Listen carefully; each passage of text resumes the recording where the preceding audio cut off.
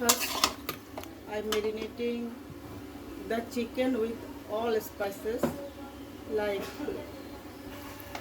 chili powder, cumin, coriander, turmeric, cinnamon, bay leaf. In pressure cooker, I fry bay leaf, onion, cinnamon and cardamom. Now I put the chicken, marinating chicken into stir it well and cover with the lid and wait for.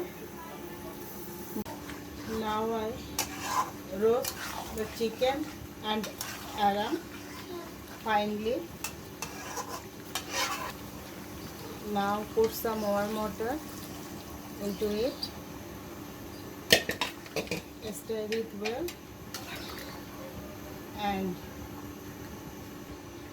wait for finely cooked.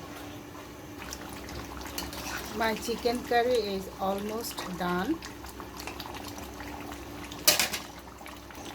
Now I put some garam masala powder,